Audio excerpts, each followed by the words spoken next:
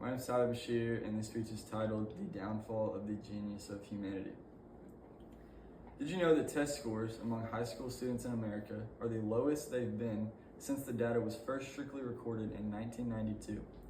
This isn't by accident. This is in direct correlation to something that we created and has recently, in the past few years, gotten very popular, that being artificial intelligence. Our own creations have gotten out of control.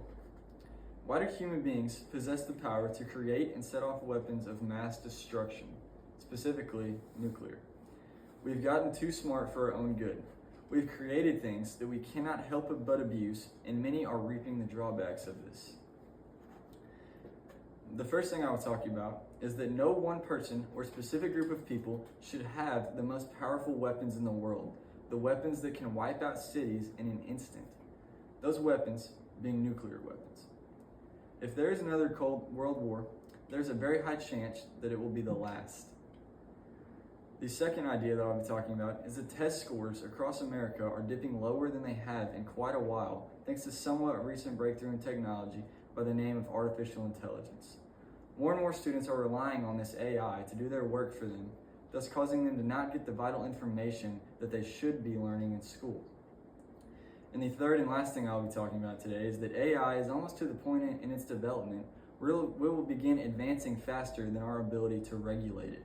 This completely man-made technology that was developed out of pure curiosity is getting dangerously smart. What will people do once it begins to take their jobs? Because all jokes aside, that's where it seems like we're headed. Now, going back to my first key idea, is that no one person or specific group of people should have the most powerful weapons in the world, the weapons that can wipe out entire cities in an instant, those weapons being nuclear weapons. If there's another world war, there's a very high chance that it will be the last. What we saw at the end of World War II in Hiroshima and Nagasaki was one of the most devastating acts of war ever. Over 100,000 people were killed by the atomic bombs, and that doesn't even account for the number that died years later from things like radiation poisoning. That is from Imperial War Museum's website created in 2023. With that being said, those bombs were created in the 1940s. The bombs today are bigger by a margin we can't even know for sure. That's the ability to kill millions of people, not just 100,000. That power is far too great for so many countries to have. If we were to break out into another world war, the number of innocent casualties would be off the charts. I will say that nuclear weapons aren't all bad, and at this day and age, they are more so used as an intimidation tactic. Because if one is fired, it will be a domino effect, and no sensible person would want that for our world. That is from Park Soji, How Have Nuclear Weapons Evolved Since Oppenheimer and Trinity Test from 2023. To summarize this first key idea, I've talked about the power that certain countries and people hold, and how if that power were to ever get into the wrong hands, it would be catastrophic with millions of casualties, as well as the fact that these very powerful nuclear weapons are more of an intimidation method, for now at least. Moving on to my second key idea, I'll be talking about yet another product humanity has created, this one being a lot more recent, that being artificial intelligence. Test scores among high schoolers in the US have dipped lower than they have in a very long time, and that is no coincidence. AI is very popular among teenagers for one simple reason. It means they don't have to do any of the work. The teenage years are vital for a child's brain. This is when they get their most vital learning in and really hone in on their problem-solving skills. With that being said, these kids are not learning. They want to do as little work as possible.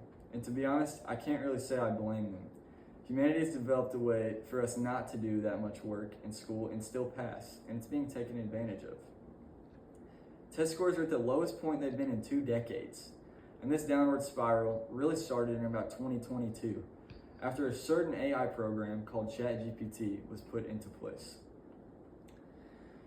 AI is a good tool for helping someone develop an answer to a question, but students should not be completely reliant on the program.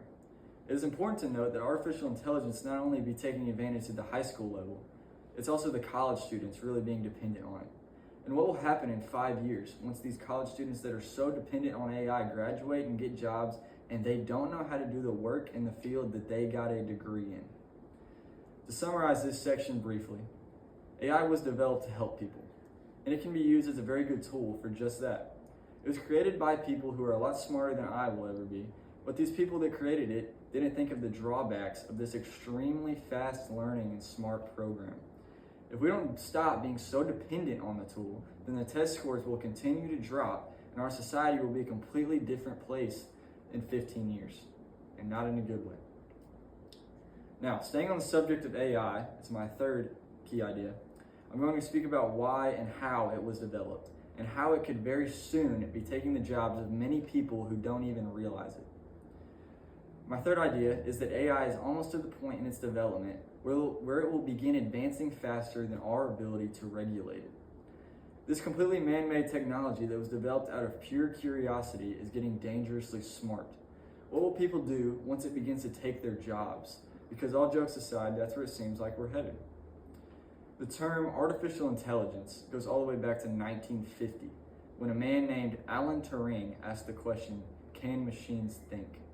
This was the start to the development of AI as we know it today. The purpose of AI is really just to make everybody's lives easier, to perform tasks as we ask them to. But what happens when the AI becomes better at those tasks than human beings? What happens when people's jobs are taken from them by a computer? The future is a scary thing, and it's all our fault. That's from Lawrence Livermore National Laboratory from 2023.